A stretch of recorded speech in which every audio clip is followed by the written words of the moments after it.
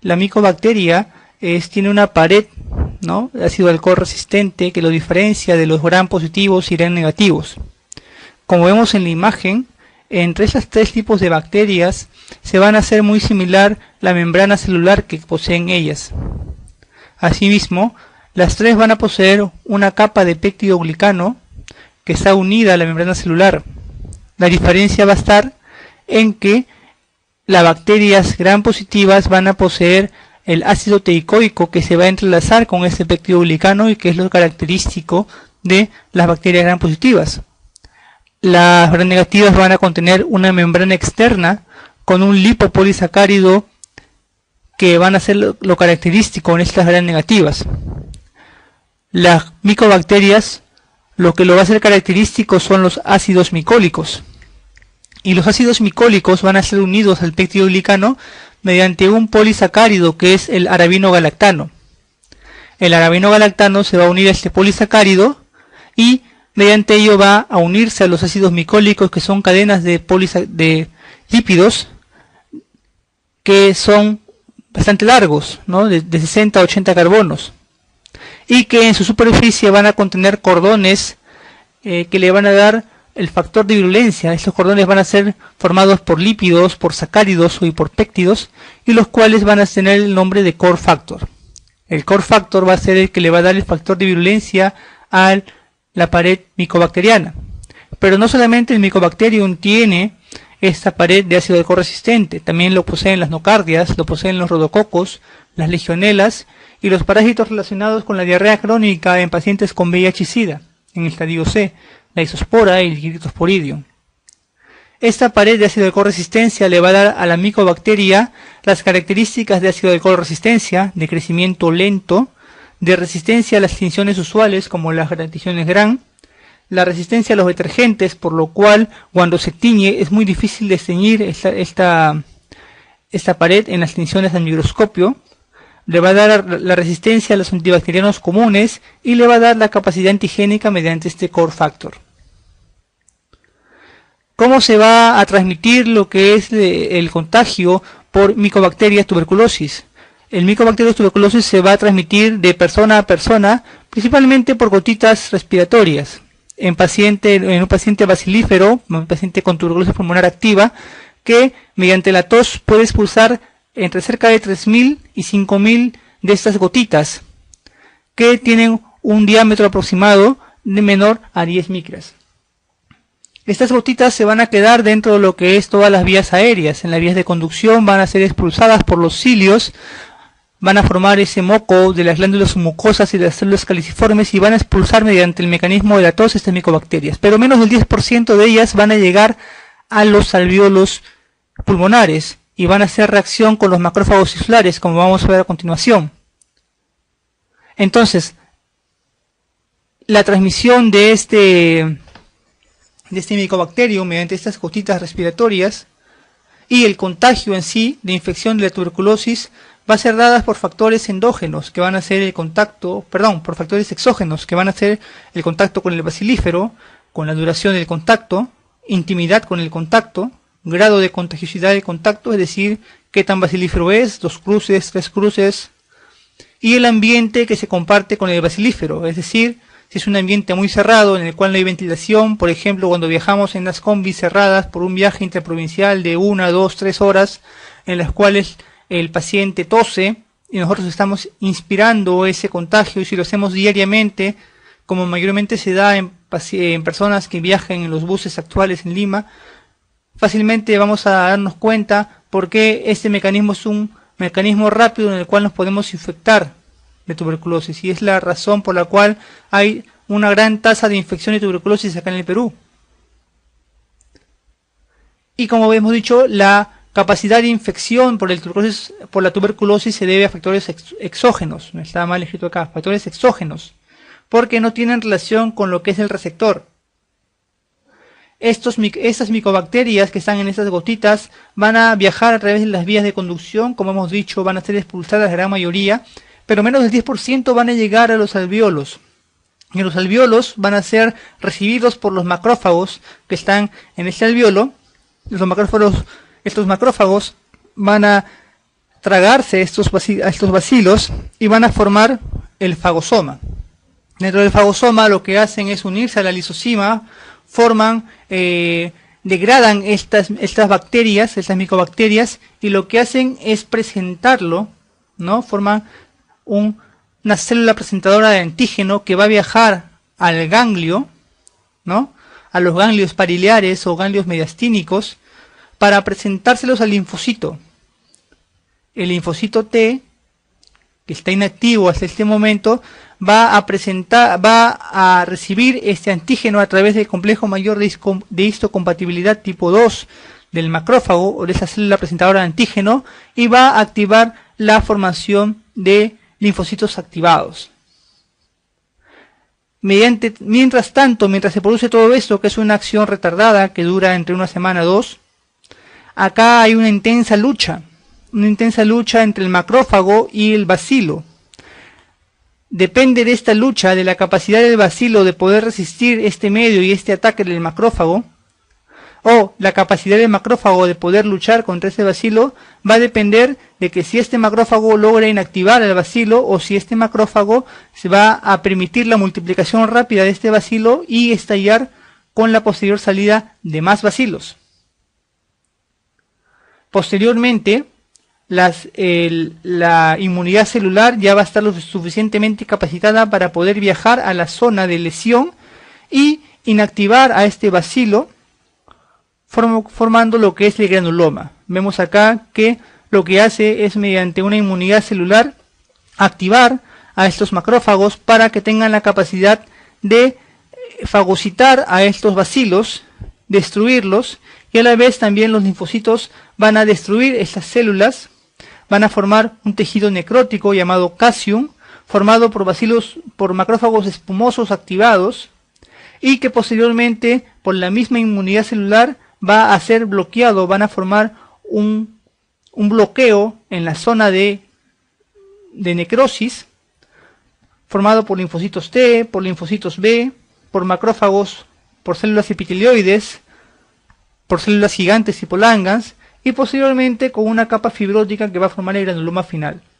Esta es la manera en la cual la inmunidad celular va a poder bloquear el crecimiento de estos bacilos. Muchos bacilos que están inmersos en este caseum van a ser bacilos vivos aún, pero con una disminución importante de su metabolismo. Van a ser bacilos inactivos. Y así se van a quedar mientras la inmunidad celular o mientras la inmunidad del paciente se mantenga de una manera normal, ¿no? Una manera capaz de poder inactivarlos. Pero ¿qué pasa si esta inmunidad disminuye? Estos bacilos van a volver a reactivarse y van a formar lo que es la tuberculosis postprimaria o secundaria.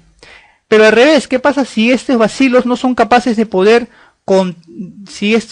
esta inmunidad celular no es capaz de poder contener estos bacilos?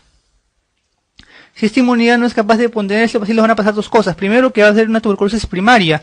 La tuberculosis primaria activa se da aproximadamente en el 5% de personas, principalmente en pacientes menores de 4 años, en la cual su inmunidad celular todavía está muy venida menos, todavía no está lo suficientemente madura para poder responder de una manera normal o agresiva ante esta infección. Y ellos van a causar lo que es una infección tuberculosa primaria progresiva. En esos pacientes, lo que se va a dar es que al carecer el linfocito de esta capacidad de poder bloquear este caseum, esta zona de infección micobacteriana, va a tener que extender la destrucción, aumentando la capacidad de caseum. No va a poder hacer este bloqueo que está haciendo una inmunidad celular adecuada. Entonces la destrucción va a seguir formándose, va formándose más grande, y a medida que vaya creciendo va a formar cavidades, y esas cavidades van a hacer contacto con zonas de vías aéreas, expulsándose los bacilos. Es decir, van a formar las cavernas. Y esas cavernas pueden causar, o esa expulsión de bacilos puede causar diseminaciones que pueden ser linfáticas o pueden ser hematógenas. Y mediante la diseminación hematógena puede llegar a diferentes órganos del cuerpo y formar las que son las tuberculosis extrapulmonares. Pero si nuestra inmunidad es adecuada, lo que va a hacer es una infección latente, con la que hemos comentado. Estos linfocitos bloquean esta zona de destrucción y la forran con una capa de colágeno con la cual se va a calcificar y se va a mantener inerte mientras la inmunidad celular sea adecuada. Pero ¿qué pasa si esta inmunidad no es la adecuada? Vemos que normalmente la tuberculosis postprimaria puede ser dada por dos mecanismos, puede ser dada por una reinfección o puede ser dada por una reactivación. Aquí vemos el mecanismo de la reinfección, es decir, una persona que ha tenido tuberculosis, que la ha mantenido latente y que se ha vuelto a infectar. Esto suele pasar en zonas de alta tasa de tuberculosis, por ejemplo acá en el Perú, y en zonas de países en vías de desarrollo.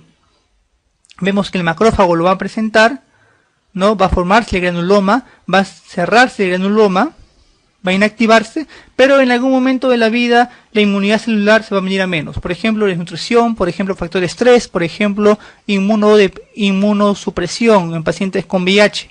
Y esto va a reactivar, este bloqueo que hacen los linfocitos va a ceder y estos bacilos van a empezar a tener un metabolismo más activo, van a empezar a multiplicarse y van a reventar esa zona de granuloma formando más focos de infección. Como estos linfocitos son linfocitos que no tienen la capacidad de poder retenerlos y estos macrófagos tampoco, estos micobacterias van a viajar a zonas donde hay mayor capacidad o mayor cantidad de aire, y recordemos que los ápices son las zonas donde están mayor ventiladas y aquí van a desarrollarse, van a formar zonas de necrosis por la acción con los macrófagos y el linfocito va a no poder detener esta zona de destrucción, va a seguir aumentando y van a formar las cavernas, posteriormente van a establecer contacto con las vías aéreas y van a formar lo que son los esputos, los hemoctisis, características cuando chocan con algún vaso endobronquial que esté en la zona de la caverna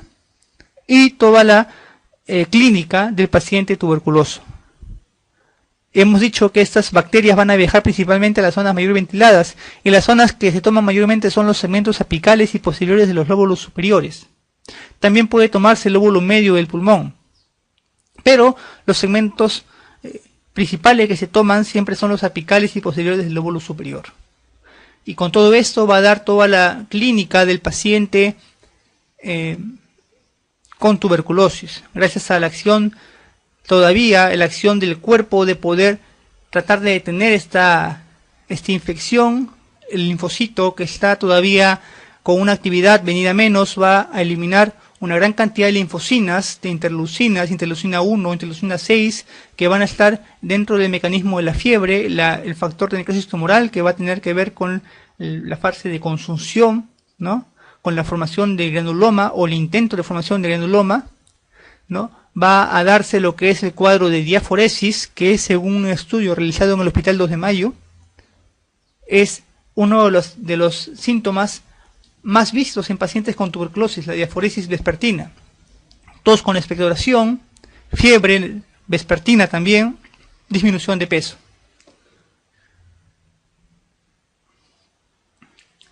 Y como hemos dicho, si para tener la infección vamos a depender básicamente de factores exógenos, para poder desarrollar la enfermedad, principalmente van a ser factores exógenos. Una vez que se ha diagnosticado este paciente tuberculoso, los pasos a seguir son los siguientes. Primero tenemos que determinar que sea un paciente tuberculoso y qué tan bacilífero es, porque depende de esto que este paciente contagie más. En pacientes que no forman cavernas, que no forman una inmunidad muy marcada y que no tienden a hacer esas conexiones con las vías aéreas, por ejemplo los pacientes desnutridos o los pacientes con VIH, en los cuales sus linfocitos no tienen capacidad siquiera para poder activar a los macrófagos y causar esa destrucción. Y es por eso que los bacilos hacen lo que quieren en el cuerpo cuando hay en un paciente con VIH. Y en este caso, al no formarse esta zona de necrosis, no hay comunicación con las vías aéreas y es muy poco contagioso en pacientes con VIH. Pero en pacientes con una inmunidad que todavía se está recuperando, que todavía puede activar a macrófagos, al formarse estas cavernas y tener conexión con las vías aéreas, van a expulsar una gran cantidad de bacilos y depende de la cantidad de bacilos que expulsen, va a ser su grado de contagiosidad. Entonces, lo primero que tenemos que hacer frente a un paciente con diagnóstico de tuberculosis es la condición bacteriológica inicial, por baciloscopía y por cultivo. Antecedente del tratamiento previo, si es que es un paciente nuevo, o es un paciente tratado o un paciente con recaída. Y en todo paciente que diagnóstico de TBC, actualmente en el Perú, se indica realizar su prueba de sensibilidad. Tenemos que determinar si su localización es pulmonar o extrapulmonar, ver los factores de riesgo para TB-MDR, ver la gravedad y el pronóstico de la enfermedad, la presencia de comorbilidades y entre ellas principalmente la de VIH, y antecedentes personales o familiares de reacción medicamentosa cuando iniciemos terapia antituberculosa. El tratamiento antituberculoso tiene que ser una terapia combinada y de corta duración. Bueno, esa corta duración es entre comillas porque dura 6 meses aproximadamente de duración, pero en realidad es de corta duración porque recordemos que por las características de la pared de la micobacteria, el tratamiento antibiótico en realidad tiene que ser bastante intenso para poder destruir esta bacteria.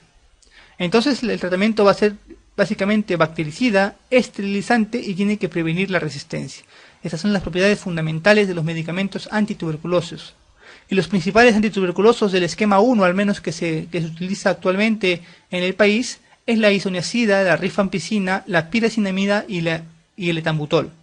La streptomicina, que actualmente se utilizaba como parte del esquema 2, que como sabemos ya no existe, solamente existen 3 tipos de esquema. El esquema 1, el esquema estandarizado, que se usa en caso de sospecha de multidrogo-resistencia en pacientes que aún no cuentan con prueba de sensibilidad, y el tratamiento individualizado, que se realiza cuando ya el paciente cuenta con una prueba de sensibilidad y con una prueba en la cual podemos determinar a qué fármacos el paciente es resistente. De esto han venido muchas preguntas tanto en salud como en ENAM. Y básicamente nos han preguntado acerca de las dosis de cada medicamento, de cada fármaco. Y vamos a aprendernos estas dosis de una manera fácil, mnemotécnica, para poder responder a estas preguntas. Vamos a ver la ley de la mano. La mano tiene 5 dedos, como 5 son los medicamentos que se usan en el tratamiento antituberculoso: isoniazida, rifampicina, streptomicina, etambutol y piracinamida. Bueno, la streptomicina se usa ya básicamente en lo que es el esquema estandarizado, pero todavía es vigente esa regla. La isoniazida está en el primer dedo, dedo 1, la rifampicina en el segundo dedo, dedo 2, la streptomicina en el tercer dedo, el etambutol en el cuarto dedo y la piracinamida en el quinto dedo. Entonces vamos a multiplicar a cada uno por 5 para poder tener la dosis por kilo de peso de cada medicamento. 5 por 1, 5. Entonces la isoniazida va a tener 5 miligramos por kilo de peso. 5 por 2, 10. Que van a ser los 10 miligramos por kilo de peso de la rifampicina. 15 por 3, 15. 5 por 3, 15. Entonces van a ser 15 miligramos por kilo de peso que se va a dar al paciente de streptomicina. 5 por 4, 20. Es decir, 20 miligramos por kilo de peso que se vamos a dar de etambutol. Y 5 por 5, 25. Es decir, 25 miligramos por kilo de peso de piracinamida. Ahora, ¿cómo vamos a hacer para determinar la dosis máxima de cada uno de esos medicamentos? Vamos a usar su dosis por kilo de peso y lo vamos a multiplicar por 60. Por 60, de 5 por 60, 300 miligramos por kilo al día es lo máximo que se puede dar de dosis a un paciente de isoniazida. 10 por 6, 600 miligramos es la dosis máxima diaria de rifampicina. 20 por 60 es 1200, o sea 1.2 gramos, que es la dosis máxima de etambutol al día, y 25 por 60 es 1.5 gramos, que es la dosis máxima de piracinamida, y 1 gramo la dosis máxima de streptomicina en un paciente al día. De esta forma rápida vamos a poder determinar cuáles son las dosis máximas de cada medicamento en los esquemas a tratar. Esto también ha venido preguntas de ENAM y preguntas de salud, y tenemos que tener en claro dónde están los bacilos y en base a eso dónde van a actuar cada uno de los medicamentos. Recordemos que hay 3 lugares donde pueden estar ubicados los bacilos o las micobacterias: en el macrófago, en el extracelular cuando rompen el macrófago o cuando rompen el granuloma y empieza la multiplicación rápida, y en el mismo granuloma dentro del casio. Recordemos que el único lugar donde hay una multiplicación rápida es en el extracelular, es decir, cuando rompen el macrófago y están acá en el alveolo, o cuando rompen el granuloma y están fuera en el intersticio. Y tienen fases de multiplicación lenta o inactividad cuando están dentro del Casium o cuando están dentro del macrófago. Comencemos con el primer fármaco y el más importante dentro de la terapia de lo que es la tuberculosis, la rifampicina. La rifampicina es un medicamento bactericida que actúa tanto a nivel intracelular como extracelular, es decir, actúa acá y actúa también en el macrófago y en el Casium. Y en ambos es bactericida. Entonces, si nos preguntan de la rifampicina, ¿qué tipo de acción tiene sobre la micobacteria? Va a ser bactericida en todos lados, tanto adentro como afuera. Si tocamos a la isoniazida, ahora un dato más de la rifampicina es que inhibe, su mecanismo de acción es inhibir la ARN polimerasa y por lo tanto va a impedir la síntesis de ARN. La isoniazida va a inhibir la síntesis de ácidos micólicos, o sea, algo parecido a lo que hacen las penicilinas en un gran positivo. Va a inhibir esa síntesis y a través de vías dependientes de oxígeno. Eso es muy importante reconocer porque si son vías dependientes de oxígenos, básicamente va a ser a nivel extracelular, porque a nivel intracelular recordemos que las tensiones de oxígeno son demasiado bajas como para poder ayudarle a ese medicamento a realizar su acción. Entonces este medicamento va a ser bacteriostático en bacilos en reposo, quiere decir en macrófagos y en el Casium. Y bactericida en bacilos de multiplicación rápida, es decir, en extracelular. Entonces, si nos preguntan cómo actúa la isoniazida, es bactericida fuera, en el extracelular, y es bacteriostático en el intracelular, o sea, en el Casium y en los macrófagos. La piracinamida tiene un mecanismo distinto, también es bactericida, pero este sí va a ser bactericida a nivel intracelular, es decir, en el macrófago principalmente, a pH muy bajo, y en el Casium. Solamente actúa a nivel intracelular, no tiene acción a nivel extracelular. Y el ectambutol, que es el bacteriostático en bacilos de multiplicación rápida, es decir, fuera. El ectambutol es un medicamento que actualmente no se usa mucho en algunos países como parte de la terapia. Si bien es cierto, algunos países indican que el ectambutol se usa únicamente en caso de que haya resistencia a alguno de los tres medicamentos, rifampicina, isoniazida o piracinamida, y se dice que una vez que llega la prueba de sensibilidad indicando de que no es resistente a esos tres medicamentos, se deja el ectambutol. En Perú se usa con otra medida. Este ectambutol va a prevenir la resistencia a rifampicina, es decir, va a mejorar la función de la rifampicina y va a impedir que hagan resistencia estos micobacterias a este medicamento. O sea, sí contribuye con la terapia. Cuando tenemos un paciente nunca tratado, o cuando tenemos un paciente con tuberculosis, lo principal es determinar qué esquema le vamos a dar, qué medicamentos le vamos a dar antituberculosos. Y en este caso, el primer escalón para el tratamiento antituberculoso es el esquema 1, porque recordemos que solamente hay tres esquemas: el esquema 1, el estandarizado y el individualizado. Y el esquema estandarizado se usa únicamente cuando es una sospecha de multiresistencia, y el individualizado se usa únicamente cuando tenemos prueba de sensibilidad en paciente MDR. Entonces todo el resto, en teoría, debería ser esquema 1. Pero ¿en quiénes realmente se da esquema 1? En todo paciente nunca tratado con diagnóstico de TB, independiente que sea VIH o no.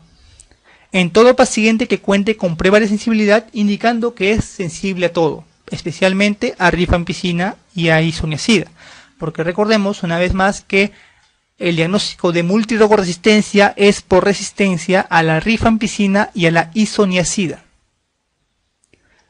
En todo paciente antes tratado, o sea que haya tenido una recaída, un laxus, que haya abandonado por primera vez el tratamiento, se tiene que solicitar la prueba de sensibilidad antes de iniciar el tratamiento, ¿no? Y si en este paciente indica que es pansensible, se le da el esquema 1. Conducta en pacientes nuevos que no cuentan con prueba de sensibilidad inicial. Es importante solicitar esa prueba de sensibilidad oportunamente. Aplicar el cuestionario para factores de riesgo de TB-MDR, solicitar una muestra para cultivo y para prueba de sensibilidad, y consultar nuevamente con lo que es el consultor regional o nacional de la estrategia de tuberculosa. ¿Cómo hacemos en pacientes antes tratados? En recaídas, en abandonos, que no disponen con prueba de sensibilidad. Conducta en los pacientes antes tratados por primera vez. Si aplicamos el cuestionario de pacientes para factores de riesgo de antituberculoso, para factores de riesgo contra MDR, solicitamos la prueba de cultivo y la prueba de sensibilidad y iniciamos esquema 1 hasta que nos llegue el resultado de la prueba de sensibilidad. Cuando la recaída es dentro de los 6 meses, se indica que es una recaída precoz, y si es una recaída precoz, se inicia el tratamiento estandarizado de cajón. Si no es una recaída, la recaída se define como recaída cuando el paciente vuelve a tener tuberculosis dentro de los 2 años después de haber finalizado el esquema 1 completamente y de haber salido con baciloscopías negativas. Pero si esta recaída es dentro de los 6 primeros meses, se dice que es una recaída precoz y en tanto es un paciente con alta sospecha de MDR y por lo tanto es candidato a estandarizado de frente, sin prueba de sensibilidad. En pacientes multitratados que actúan o que actualmente presentan tercer episodio, segunda recaída o 2 abandonos, si el último episodio previo fue hace más de 2 años, se da esquema 1, es decir, si no es una recaída, es un paciente antes tratado, se da un esquema 1, pero si fue hace menos de 2 años, se da estandarizado.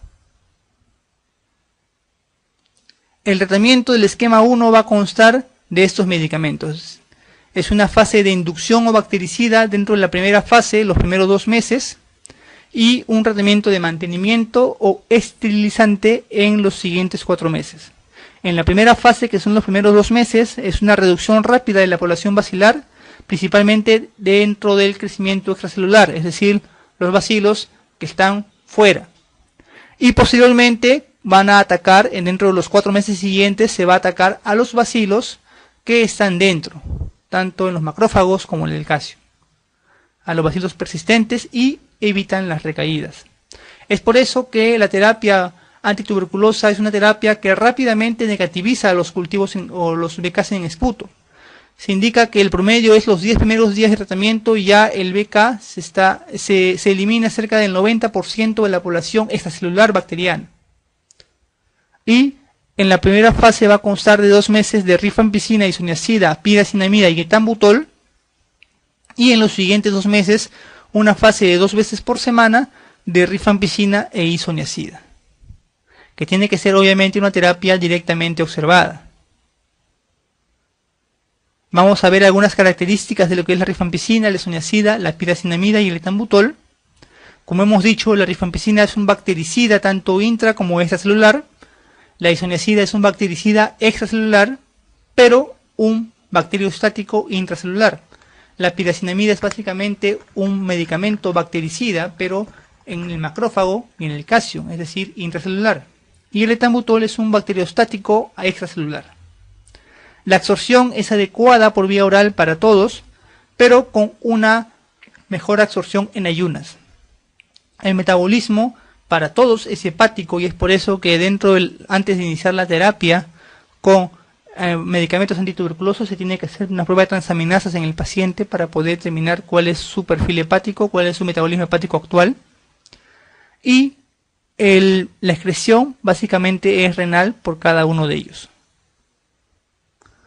Dentro de las reacciones adversas a fármacos antituberculosos, la cual se define como una respuesta nociva no intencionada a medicamentos antituberculosos o a varios medicamentos, vamos a ver que dentro de su clasificación vamos a contar con 2 tipos, las dosis dependientes y las dosis no dependientes. Las dosis dependientes son las asociadas al fármaco y son las más comunes. Y las dosis no dependientes son las reacciones del paciente, son las menos comunes y estas están relacionadas a lo que es un factor idiosincrático, es decir, son alérgicas al fármaco. Cuando hablamos de dosis dependiente, con una reducción o una corrección del fármaco a kilo por peso, se reduce el cuadro de la RAFA. Pero en dosis no dependientes ya es más difícil y tiene que eliminarse ese fármaco de la terapia y buscar otro fármaco para poder compensar este fármaco que se está quitando. Las RAFAs pueden ser no serias, serias o graves.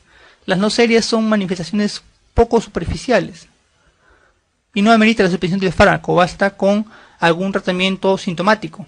Las serias son manifestaciones clínicas importantes que tienen que tener una corrección del fármaco, una corrección del medicamento o retirar ese medicamento por un tiempo para luego poder irlo administrando en dosis progresivas. Y las graves son las que ponen en riesgo la vida del paciente y son RAFAs en las cuales el fármaco tiene que ser quitado de todas maneras y tiene que ser cambiado por otro medicamento. Las recomendaciones previas al tratamiento: tenemos que ver los grupos de riesgo para poder evitar las RAFAs. Y este grupo de riesgo son los desnutridos, los ancianos, los alcohólicos, las gastropatías, las anemias, el VIH y las hepatopatías crónicas. ¿Cuáles son las RAFAs más comunes dentro de los medicamentos? La isoniazida, la RAFA más común o más frecuente son las hepatitis o las neuropatías periféricas.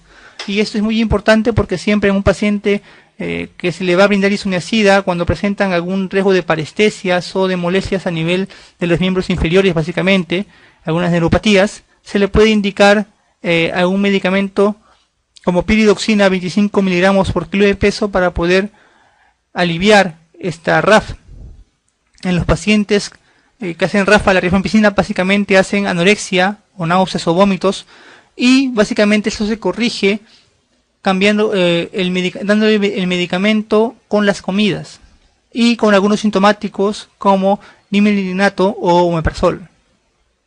También parte de estas RAFAs ya no serias de la rifampicina son la tinción de las secreciones, tanto de las lágrimas como la orina, como el sudor, de un color anaranjado. La RAFA más frecuente del etambutol es la neuritis óptica, que es una alteración de la visión básicamente a los colores verde y rojo.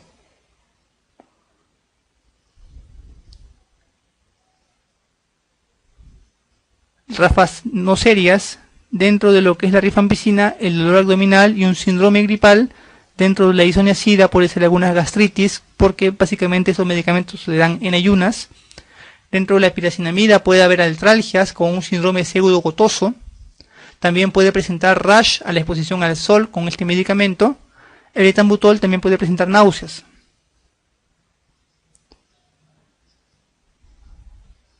Y dentro de las RAFAs graves, básicamente la neuritis óptica retrovulvar en el etambutol, las púrpuras, la ictericia en los medicamentos como la isoniazida y la rifampicina, que son medicamentos básicamente hepatotóxicos, y convulsiones y polineuropatías con síndrome psicótico en la isoniazida, que también se da con la cicloserina, que ya se usan en tratamientos de esquemas estandarizados o individualizados.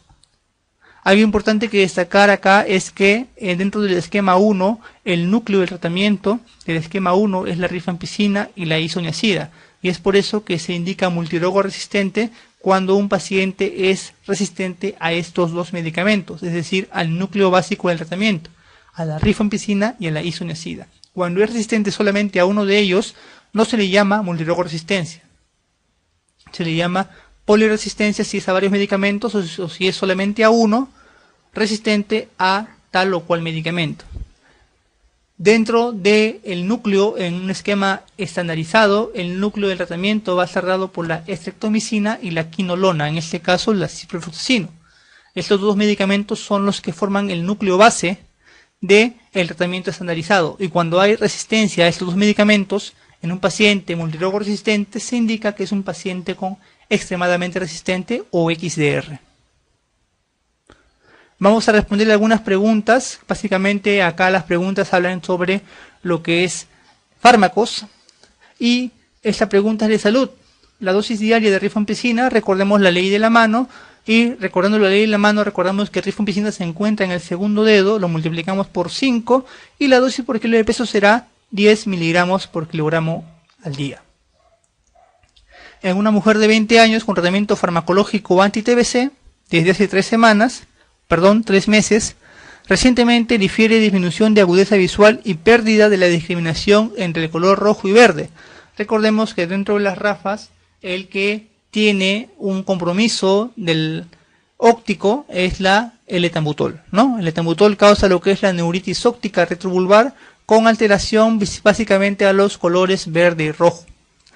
Una forma temprana de detectar una RAFA al etambutol es una disminución de la agudeza visual en la visión nocturna. El efecto adverso más importante en la isoniazida la isoniazida, recordemos que es un medicamento básicamente hepatotóxico. También puede causar una neuritis periférica, una neuropatía periférica, pero el efecto adverso más importante es el efecto hepático, ser hepatotóxico. El fármaco antituberculoso que actúa mejor en lesiones casiosas. Para que actúe en lesiones casiosas tiene que ser un medicamento que sea bactericida en el casio, y este es la rifampicina. Si estuviera aquí la piracinamida tuviéramos un grave problema porque tendríamos que elegir entre esos dos medicamentos. Pero el que actúa básicamente mejor dentro de lo que es el casio y dentro básicamente de lo que es el intracelular es la rifampicina, bactericida intra y extracelular. ¿Cuándo se considera falla de tratamiento en un paciente con TBC pulmonar? Pregunta de salud. Bueno, cuando hablamos de sospecha de fracaso del tratamiento es básicamente cuando tenemos un paciente que en su segundo BK, recordemos que el tratamiento antituberculoso es por 6 meses. Entonces cada 6 meses, cada mes tiene que sacarse un BK en esputo para poder determinar cómo va evolucionando. Lo normal y lo frecuente es que el BK en el primer esputo ya se negativice, porque como recordamos, ¿no? La efectividad de la terapia antituberculosa dentro de los primeros 10 días elimina cerca del 90% de la colonia extracelular, que es la colonia que va a manifestarse en el BK en esputo. Es la colonia que va a salir a través de las vías aéreas y va a visualizarse en el BK en esputo. Es decir, dentro del primer mes ya debe eliminarse la mayor cantidad y este BK tiene que salir negativo. Pero en algunos pacientes puede no salir negativo y puede negativizarse recién al segundo BK, o sea, al segundo mes, ya finalizando lo que es el esquema 1. Pero cuando un paciente sigue en su segundo mes y el BK en el segundo mes sigue siendo positivo, se habla de sospecha de fracaso del tratamiento, es decir, la fase bactericida no ha funcionado. Y cuando se confirma de que hay un fracaso del tratamiento, como hablamos acá, cuando se considera que ha fallado el tratamiento. Básicamente hay varias formas de poder determinar esto. La primera y la más conocida es el cultivo del cuarto mes positivo, o sea, cultivo del BK del cuarto mes que indique que existen micobacterias en lo que es el pulmón. Pero hay otras formas de poder determinar que haya un fracaso del tratamiento. En pacientes con BKs positivo y negativo alternantes, pacientes con una mala evolución clínica, con una mala evolución radiológica, también son pacientes que pueden determinarse como fracaso del tratamiento. Entonces, dentro de lo que son las claves que tenemos en esta pregunta, paciente que haya recibido medicamentos contra TB pero abandona el tratamiento, eso no tiene que ser falla del tratamiento, eso es abandono del tratamiento. Recordemos que cuando un paciente abandona el tratamiento es cuando un paciente ha recibido tratamiento antituberculoso más de un mes y después lo dejó. Pero si un paciente recibe medicamentos antituberculosos menos de un mes y después lo deja y después de unos meses vuelve a caer con sintomatología de tuberculosis, es un paciente antes tratado. Entonces, en un paciente que recibe terapia más de un mes y la deja, ya es abandono. Pero en un paciente que ha recibido terapia menos de un mes y la deja y después lo vuelve a recibir, se lo considera como nunca antes tratado. Paciente que recibe medicamentos contra TBC-MDR no tiene nada que ver, porque la TBC-MDR puede darse en pacientes que tengan factores de riesgo, no necesariamente que sea un paciente con falla previa al tratamiento, por ejemplo, en pacientes que son trabajadores de salud, son pacientes con alta sospecha de TB-MDR. Y son pacientes que la pueden contraer por infección primaria, no necesariamente por reinfección o por reactivación. Pacientes que reciben medicamentos completando el tratamiento pero continúa positivo para TBC. Pacientes que reciben medicamentos completando el tratamiento pero continúa positivo para TBC. Bueno, esa puede ser. Paciente sintomático respiratorio que no recibe tratamiento alguno. Bueno, eso no tiene nada que ver, ¿no? Paciente sintomático respiratorio que no recibe tratamiento alguno es no tratado, simplemente. Hiperuricemia no tiene nada que ver. Entonces la mejor clave aquí sería un paciente que recibió medicamento, completó el tratamiento, pero continúa positivo para TBC, ¿no? Es lo que dijimos anteriormente. Es un paciente que es un sospechoso cuando es BK positivo al segundo mes y se confirma de que es un paciente con falla del tratamiento cuando su cultivo al cuarto mes es positivo, ¿no? Un paciente que ha recibido medicamentos, ha completado el tratamiento los 6 meses, pero continúa siendo positivo. Entonces la clave sería la clave 3.